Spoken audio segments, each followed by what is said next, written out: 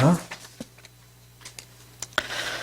자, 오늘은 사울과 이스라엘이 크게 기뻐하니라, 그런 제목으로 오늘 사무엘상 강의 42번째 시간을 갖도록 그렇게 하겠습니다. 오늘 본문은 사울이 그 왕으로 제비 뽑아서 왕으로 선출된 이후에 사울이 직면했던 두 가지 위기가 있었다고 그랬어요. 그래서 지난주에는 그 첫 번째 위기를 사울은 어떻게 대처했는가? 어떻게 대처했다고 그랬죠? 그 첫 번째 위기가 뭐였어요? 사울이 직면한 첫 번째 위기가 뭡니까?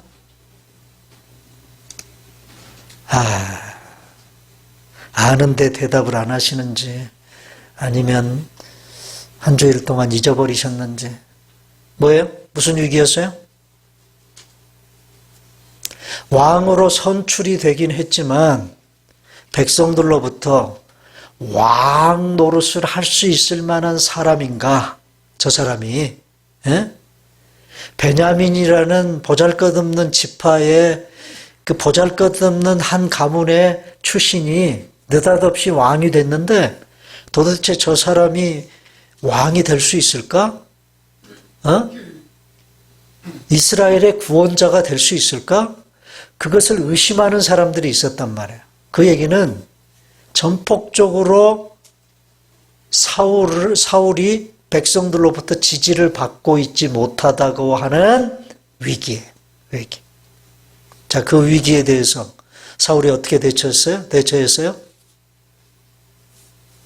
어떻게? 소극적으로 대처했어요. 왜? 왜 그러냐? 이 사울이 직면한 첫 번째 위기는 요즘의 정치인들처럼 조금만 지지율이 떨어지면 아주 그냥 호들갑을 떨잖아요. 그죠? 난리를 피우죠? 언론에서도 그렇고요.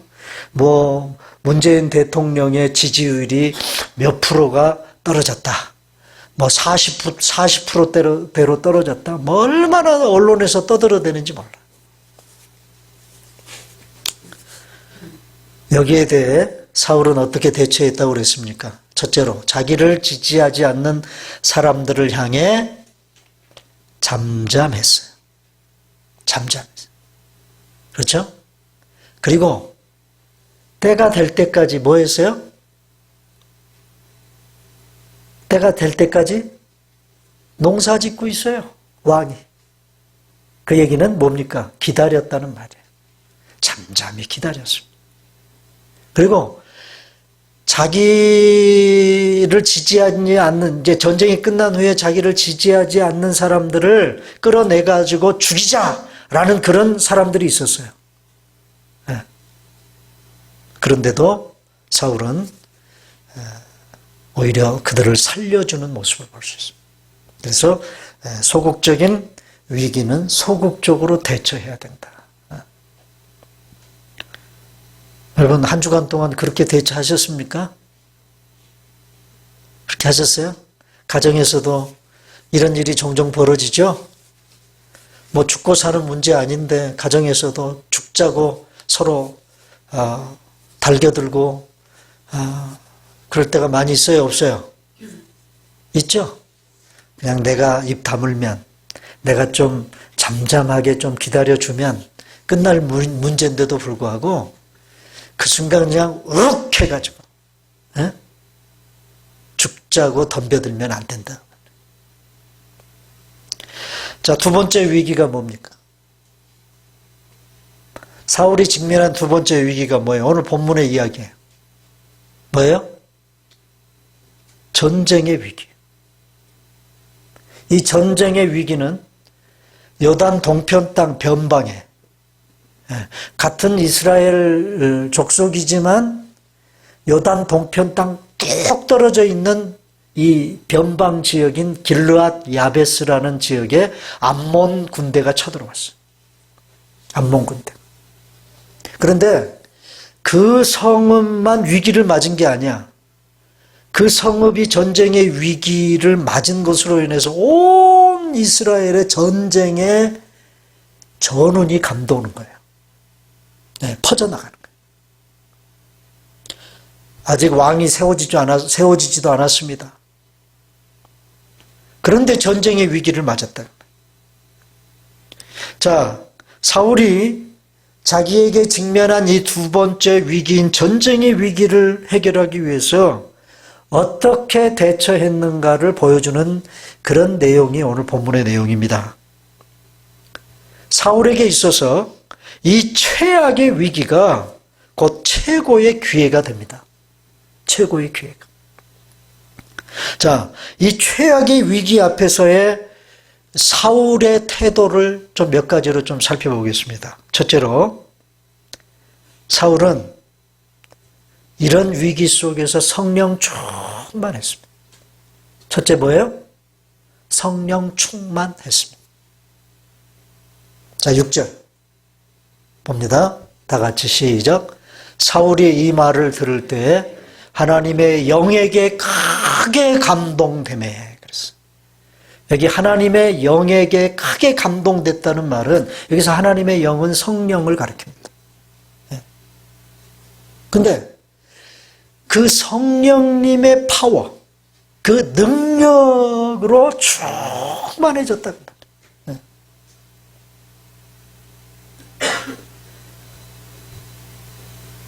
여러분, 여기서 하나님의 영에 크게 감동되었다는 말은 사울이 성령 충만을 받았다는 말이에요.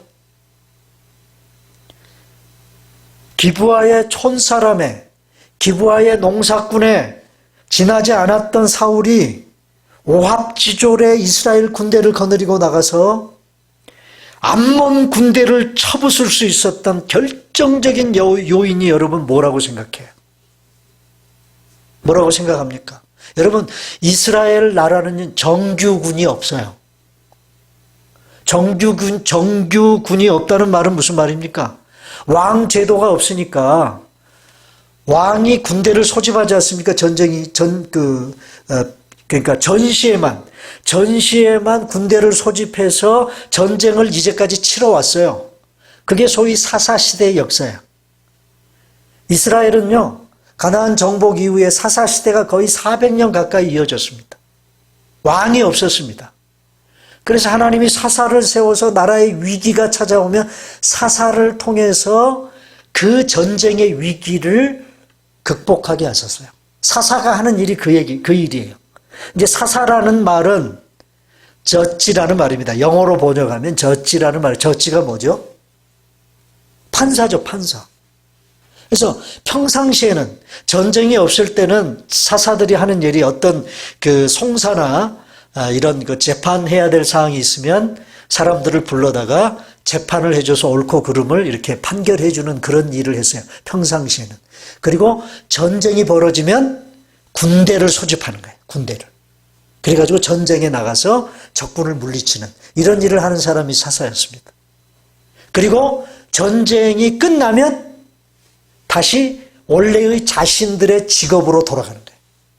농사를 짓는 사람은 농사하는 일로, 양을 치는 사람은 양을 치는 일로 돌아가는 거예요. 그게 사사시대였어요. 그러니까 정규군이 없습니다.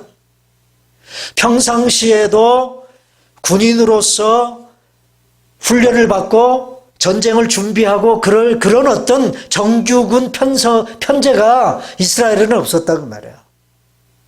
그러니까 여러분 한번 생각해 봐요.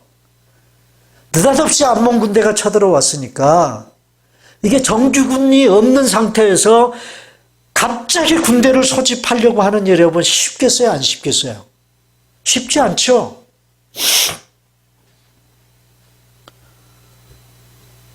여러분, 그런 군대를 갑자기 소집을 해가지고 전쟁에 나가서 암몬 군대를 쳐부쉈다? 그렇게 할 수 있었던 결정적인 요인이 어디 있느냐? 성령 충만함에 있었다는 말이에요. 사울에게 성령의 능력이 임했어요. 여기서 여러분 우리가 한 가지 크게 교훈을 받을 수 있는 게 뭐냐? 누구라도 성령에 충만하지 않고서는 하나님의 일을 감당할 수 없습니다. 누구라도 성령의 충만함을 받지 않으면 위기를 이길 수 없어요. 위기를 극복할 수 있어요. 그러므로 여러분, 우리가 하나님 앞에서 늘 기도하고 우리가 소망해야 될 일들 가운데 하나가 뭐냐? 하나님, 나로 하여금 성령의 능력을 덧입혀 주십시오. 성령의 능력으로 무장하게 해 주십시오. 성령 충만함을 받게 해 주십시오. 그리고 그 성령의 능력으로 모든 힘들고 어렵고 고통스러운 난관을 능히 이겨나갈 수 있게 해달라고 여러분 기도하실 수 있어요. 여러분들이 여러분의 능력으로, 여러분의 힘으로 뭔가를 해내는 것 같지만 천만의 말씀입니다. 성령님이 여러분들에게 힘 주시고 능력 주시기 때문에 그렇게 할 수 있는 거예요. 근데 우리는요, 신앙생활을 할 때 보면요, 성령님을 별로 의식하지 않고 신앙생활을 해요. 성령 충만이라는 의미가 뭔지 아십니까? 여기 사울이 하나님의 영에 크게 감동됐다라는 의미가 뭔지 아세요? 여러분, 아무에게나 성령이 충만하게 임하는 게 아닙니다. 성령 충만을 받는 게 아닙니다. 성령의 그 어떤 능력, 성령님께서 나를 이끌어 가시는 그 성령님이 하시는 일에 대한 감각이 무디면요, 영적인 그 감각이 무디면 성령이 하시는 일에 대한 의식이 없이, 느낌이 없이 그냥 우리가 살아갈 수 있어. 여기 감동됐다고 그랬죠? 감동됐다. 그 말은 무슨 말입니까? 사울의 입장에서 보면 성령을 충만하게 해주시는 분은 하나님이시지만 사울의 입장에서 그 감동함을 받았다는 말은 성령님이 뭔가 나에게 하시고자 하는 그 성령님의 터치에 내가 민감하게 반응했다, 그 말이에요. 그러지 못하는 사람들이 너무 많아요.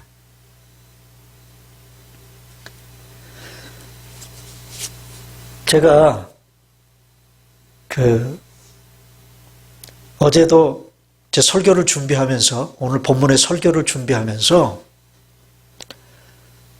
설교 준비를 다 끝냈어요. 설교 준비를 다 끝내고 났는데 뭔가 모르게 제 마음속에 뭔가가 막 생각, 그런 어떤 감정들, 이런 것들이 막 속에서 막 그냥 올라오는 거예요. 야, 참 이상하다. 왜 이러지?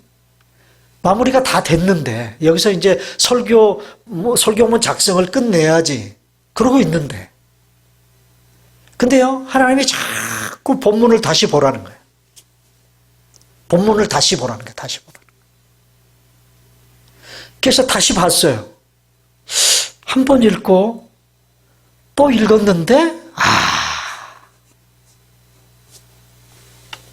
성령님께서 내가 그 본문 속에서 보지 못했던 것들을 보게 하시는 거예요. 자, 그 경험을 제가 하면서 무슨 생각을 했느냐?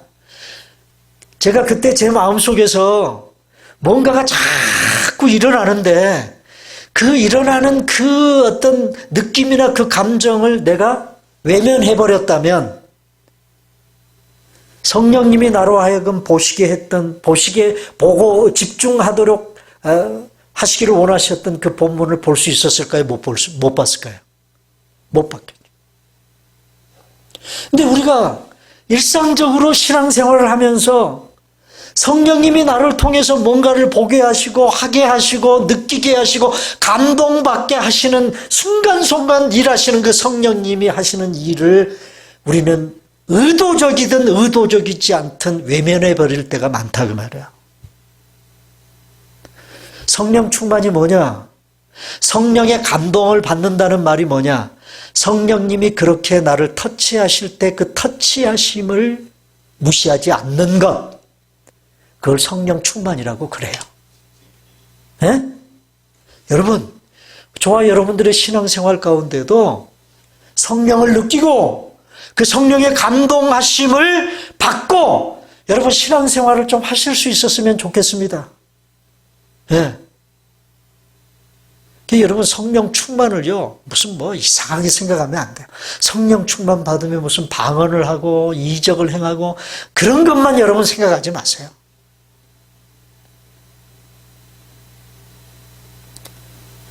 그래서 사도 바울 선생님은 서신서에서 자기 편지를 받는 그 사도 바울 선생님의 편지를 읽는 독자들을 향해서 다 하는 말이 있어요. 성령을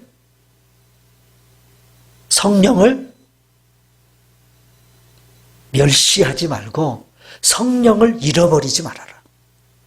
그 얘기는 뭐냐? 성령님이 내 안에서 뭔가 내 감정을 자극하고 뭔가 내 속에서 성령님이 하시고자 하는 일을 도전하고 자극하시는데도 불구하고 그거를 내가 외면해버리면 성령님을 멸시하는 게 되는 거예요. 무시하는 게 돼버리는 거예요. 여러분, 오늘 저와 여러분들의 신앙생활이 성령님이 나를 이끌어 가시는 그런 신앙생활을 하려면 성령님이 나를 터치하시는 그 성령님의 손길에 민감하게 반응하실 줄 알아야 된다.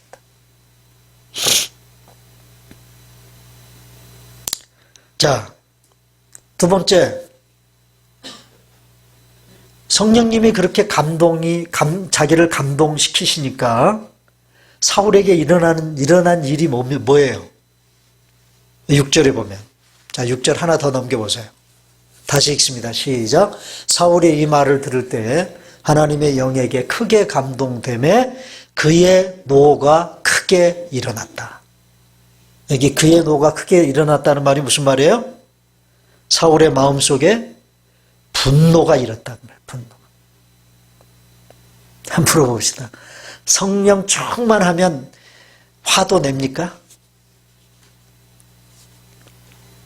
막 화도 일어나요? 화. 이 분노가 화거든요, 화. 예? 성령이 충만하면 그런 일도 벌어지냐, 그 말이에요. 예.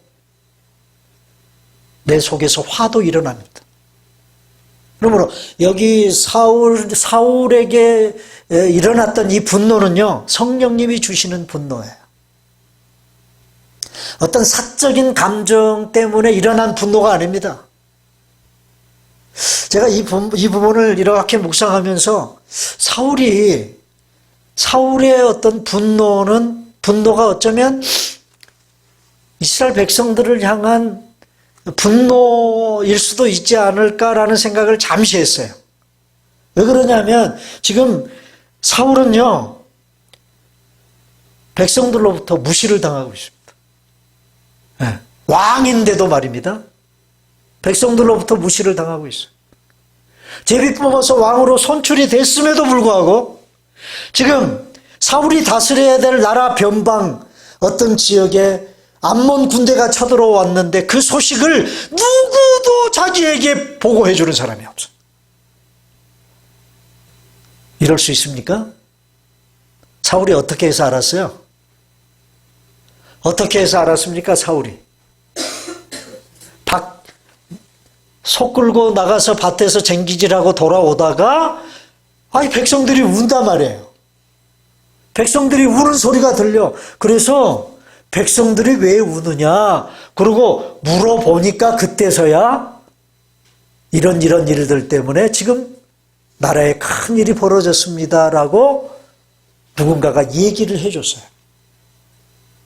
여러분, 개인적으로 생각을 해보면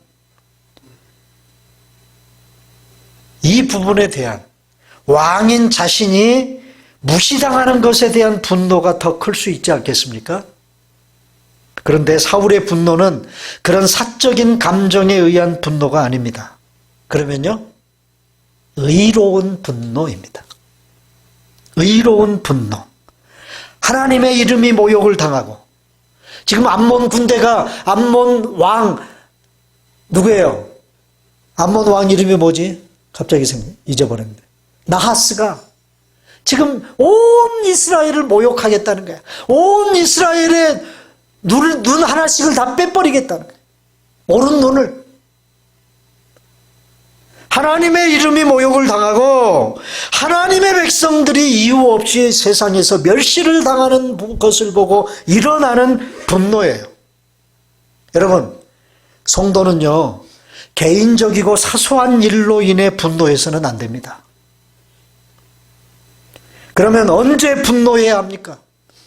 오늘 이 본문을 통해서 우리가 언제 분노해야 되는가, 그 시점을 우리가 확인해 볼 수 있어요.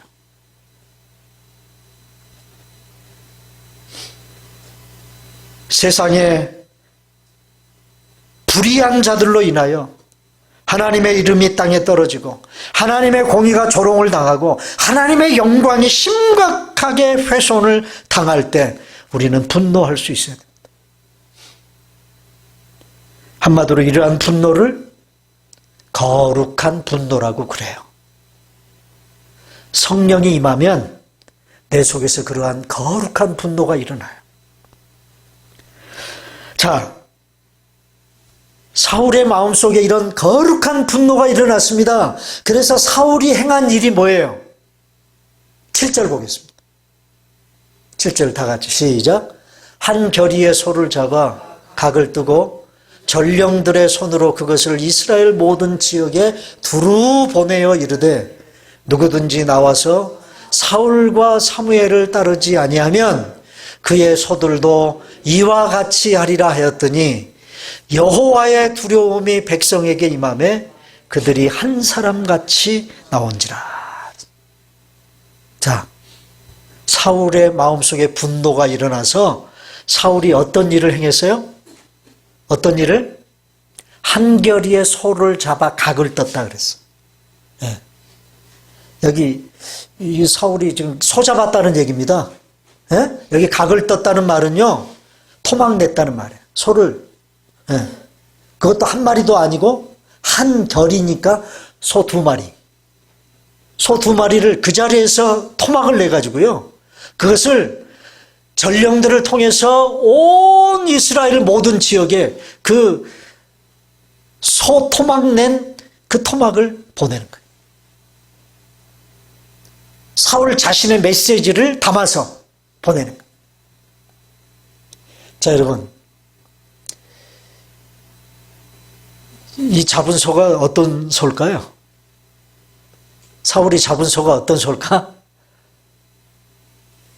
지난주에 살펴본 대로 사울이 지금 소 끌고 오고 있잖아요. 어디서 소 끌고 오고 있어요?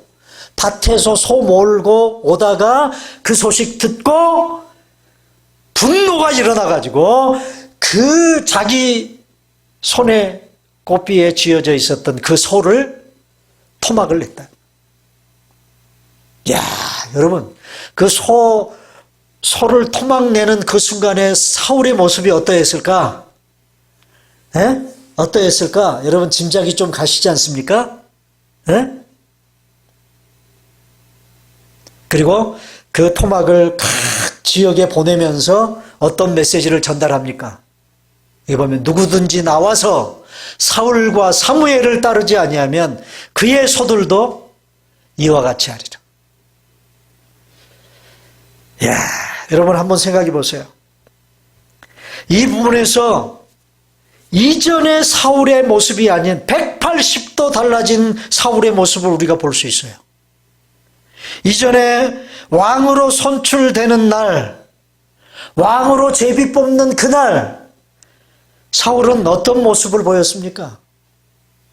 짐꾸러기 사이에 숨어 있었던 소심한 사람의 모습이었어요. 왕으로 선출되었음에도 불구하고 고향에 내려가 농사 짓고 있는 우유부단함을 지금 이 순간 사울에게서 우리는 찾아볼 수 있어요, 없어요? 찾아볼 수 없습니다. 백성들을 협박하는 것처럼 보일 정도로 사울은 과감하게 행동합니다. 이 최악의 위기를 해결하기 위해서 군대를 소집하는 거예요, 지금. 이 군대 소집하는 일이 누가 하는 일이에요? 왕이 하는 일이 왕. 자기가 왕의 능력이 있는가를 의심하는 그 사람들 앞에서 지금 과단성 있게 행동하는 그런 사울의 모습을 볼 수 있습니다. 암몬 군대와의 일전을 벌일 의지를 불태웠습니다. 백성들에게도 전쟁하고자 하는 그 전의를 고취시켰어요. 자, 사울의 이러한 행동으로 인해서 백성들의 마음속에 뭐가 임했습니까? 뭐가 임했다고 그러죠? 오늘 본문에 보니까. 뭐가 임했어요? 두려움이 임했다. 그냥 두려움이 임한 게 아니고 뭐예요? 여호와의 두려움이 임했다. 여러분, 자칫 잘못하면요, 이렇게 나라를 다스린다든가 또 뭐 작게는 한 어떤 공동체를 이끌어가는 지도자들에게 있어서 큰 그 실수 중에 하나가 뭐냐 하면 사울처럼 할 때가 있어요. 네. 저도 목회하는 중에 교회에서 말이죠. 예, 목사가 화딱지를 내면서 강대상에서 그 분노로 인하여 성도들을 막 협박하고, 당신들 그따위로 하면 복 못 받아. 예? 어떤 목사는 한술 더 떠서 목사한테 불순종하면 지옥 가. 뭐 그러면서 막 협박을 하는 그런 목사들도 있어요. 자, 그러면 그 목사의 그런 소리를 들으면 뭐예요? 요즘에 한국에 그런 목사 한 사람이 있더라고요. 하나님도 나한테 까불면 죽는데. 와, 그런 목사가 있어요. 그런 목사가 한국의 극보수를 지지하는 보수 단체의 캡틴 역할을 하는 그런 사람이에요. 청와대 앞에서 텐트 쳐놓고 밤낮으로 데모를 하고요. 문재인 물러가라 소리치고 그런 목사예요. 이건 완전히 신성모독 발언이거든. 그런데 그 목사가 그런 설교를 하면요, 성도들이 어떻게 반응을 해야 됩니까 도대체? 아멘 소리를 얼마나 크게 외치는지 몰라. 자기들이 섬기고 자기들이 믿는 그 하나님 손에, 하나님이 자기 교회 담임 목사가 담임 목사의 손에 죽는다는데도 아멘 하는 거예요. 아멘. 도대체 그런 아멘을 외치는 성도들은 도대체 어떤 성도들입니까?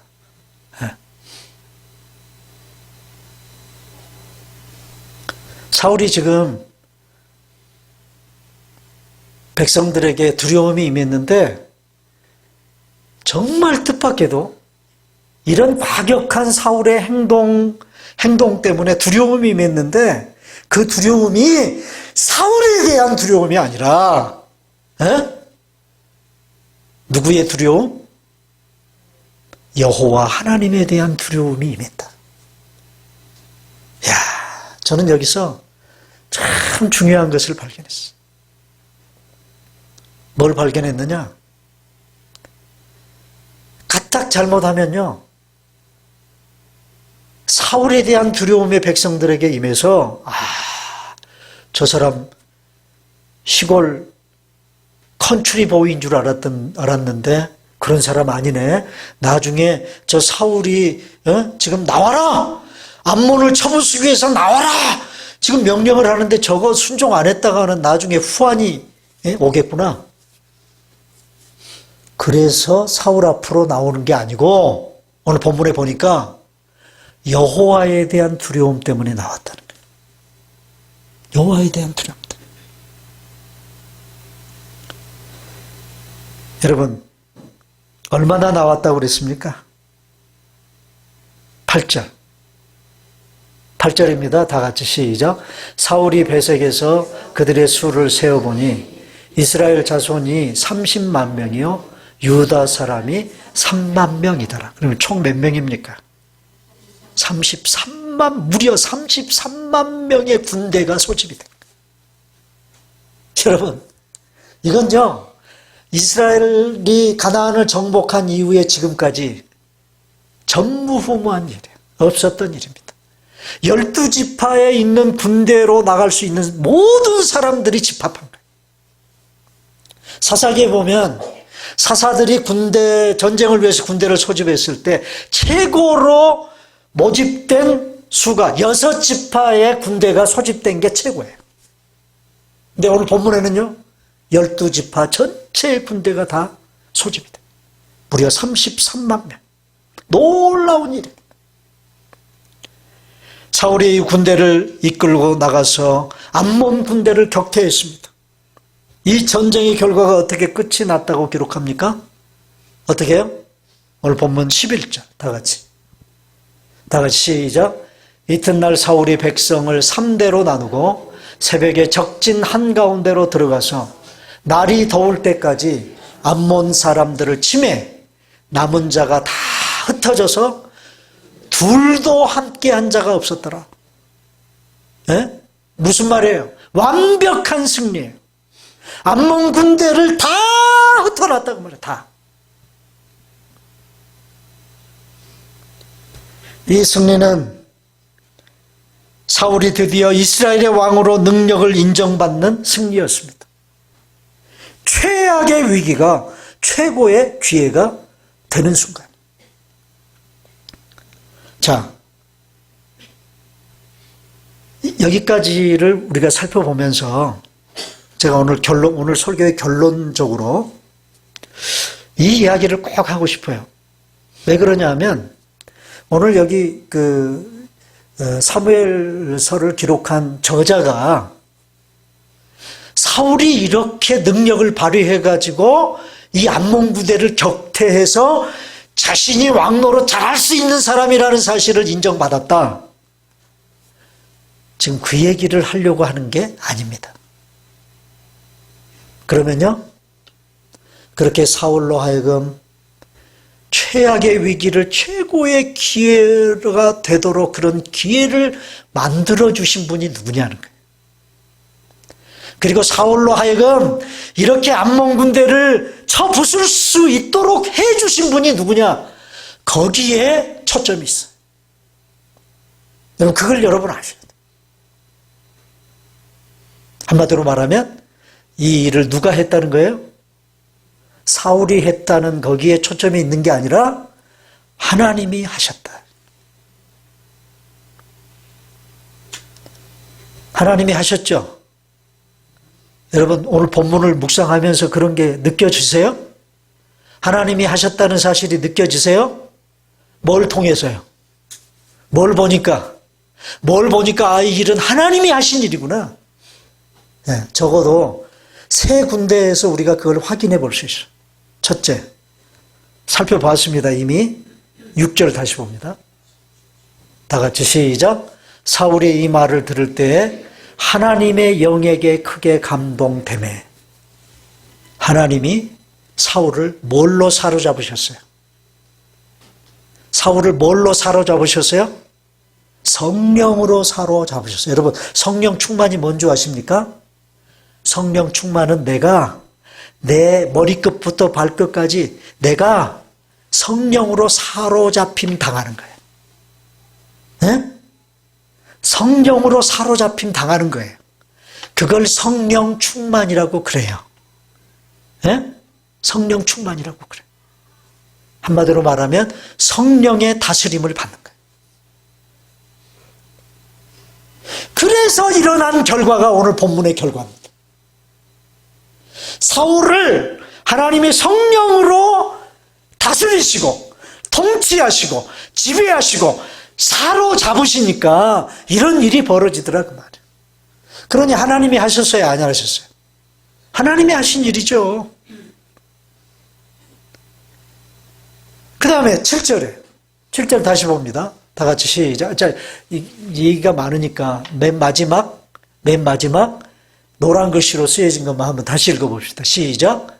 여호와의 두려움이 백성에게 임하매 그들이 한 사람같이 나왔다.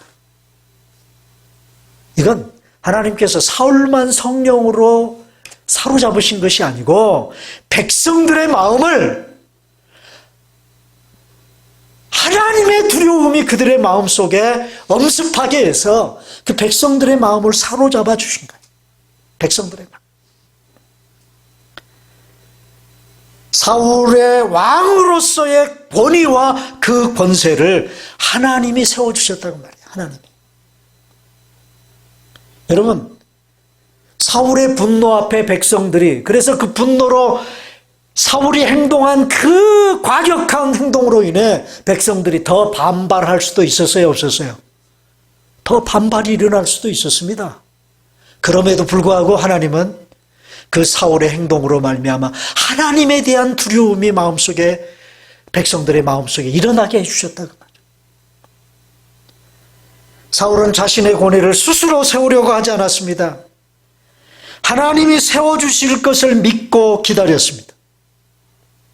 여러분, 진정한 권위는요, 하나님이 반드시 세워주십니다. 저도 목회를 해보면 때때로 교회 안에서 목사가 어떤 특정한 성도들로부터 공격을 받을 때가 있어요. 목사를 욕하고, 참 재밌는 게 목사를 그냥 끌어내리기 위해서 별별 짓을 다 하는 그런 경험을 할 때가 있어요. 그래도 목사가 깜짝을 안 하죠? 그러면 누구를 공격하는 줄 아십니까? 아니, 이건 아주 그냥 우리 한국 교회의 아주 그냥 원리야, 원리. 그 다음에 사모를 공격합니다. 막 이런 일들이 교회 안에서 벌어질 때가 있어요.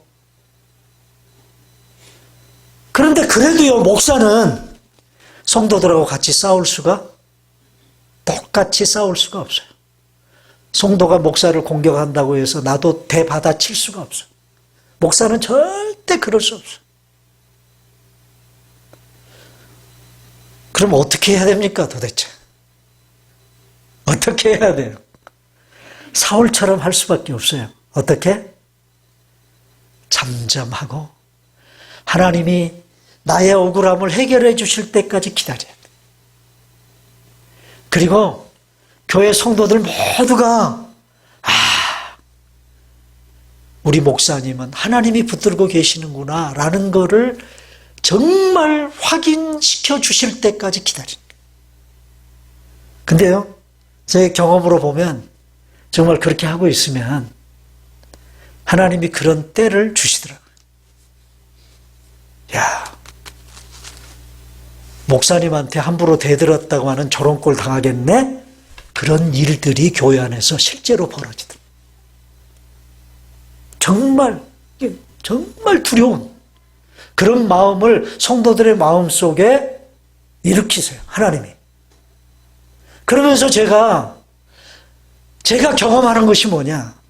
내가 억지로 내 억울함을 풀려고 하고, 어떤 한 사람이 나를 공격하면 나도 대받아치고, 그러지 않아도 하나님이 나에 대한 권위, 담임 목사에 대한 권세, 그것은 하나님이 책임지신다 라는 사실에 대한 확신을 갖게 하시더라고요.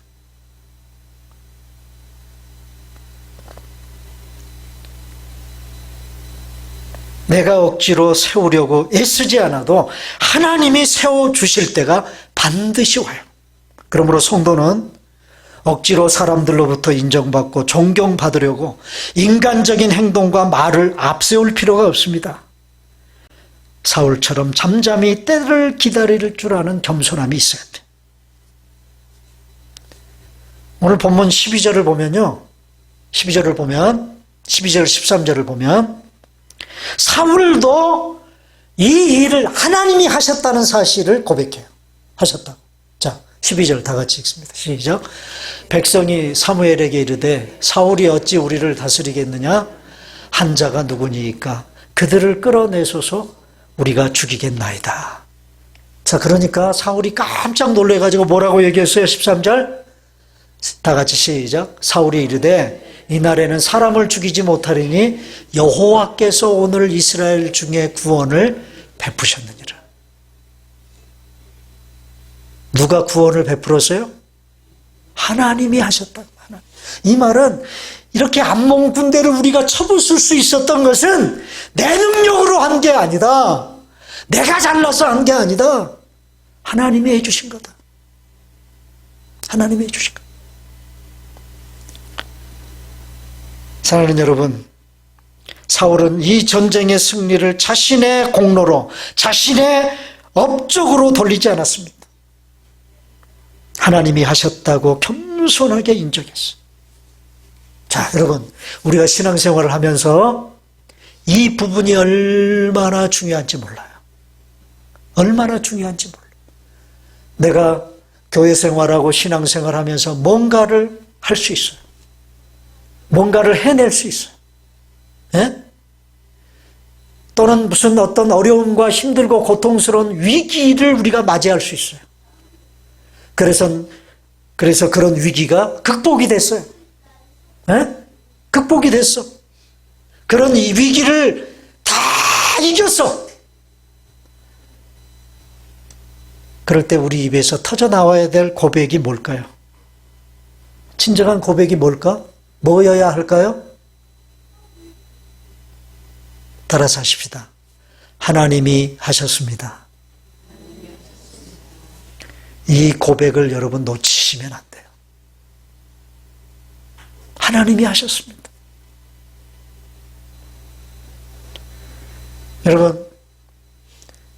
여러분들이 이 고백을, 사울처럼 이 고백을 놓치시면요, 아 그래?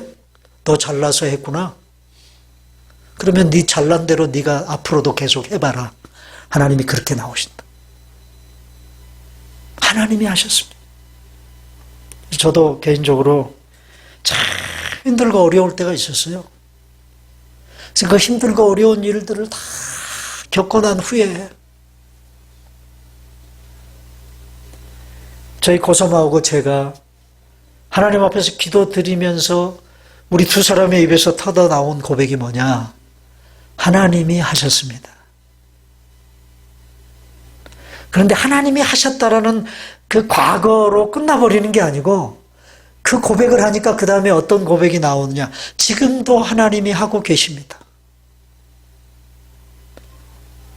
그러면서 다 지금도 하나님이 하고 계시다라는 고백을 드리고 나니까 그 다음에 또 어떤 고백이 터져 나오느냐?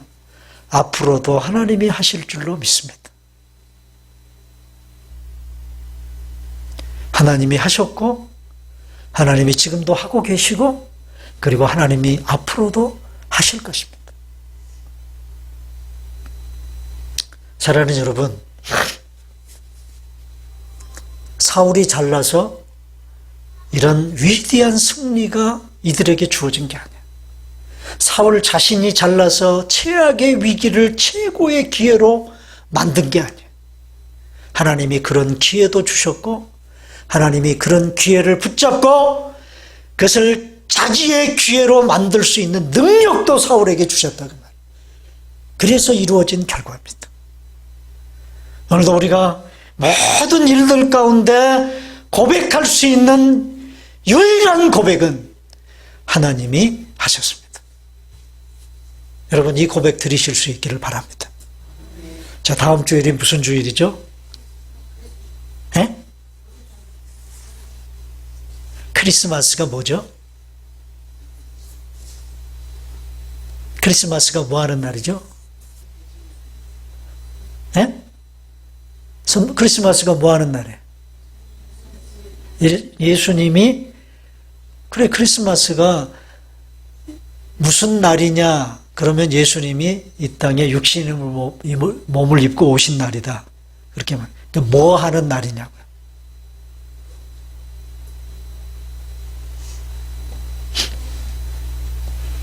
예배 드리는 날이에요. 크리스마스라는 말은 두 단어가 합해진 라틴어입니다. 네, 원래는요, 크리스토스, 그리스도라는 말과 마스라는 라틴어는 예배라는 예배, 미사. 가톨릭에서는 뭐라고 그래요? 예배 드리는 걸 뭐라고 그러죠? 미사 드린다고 그러죠, 미사. 미사라는 말이 마스예요, 라틴어로. 그러니까 이 땅에 육신의 몸을 입고 오셔서 우리를 구원해 주시게 십자가 못 박혀 죽으신 그 예수 그리스도에게 경배하고 예배 드리는 날이 크리스마스. 다음 주에 우리 성탄절 예배 드릴 텐데 오늘 본문 가지고 성탄절 설교하겠습니다.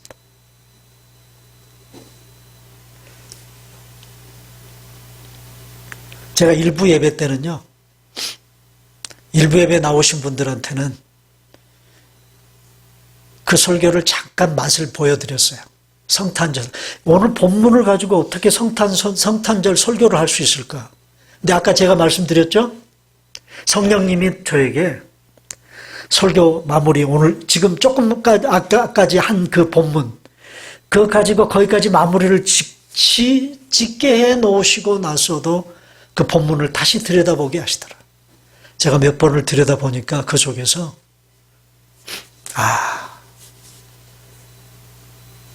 이 본문 가지고 성탄절 설교해야 되겠구나.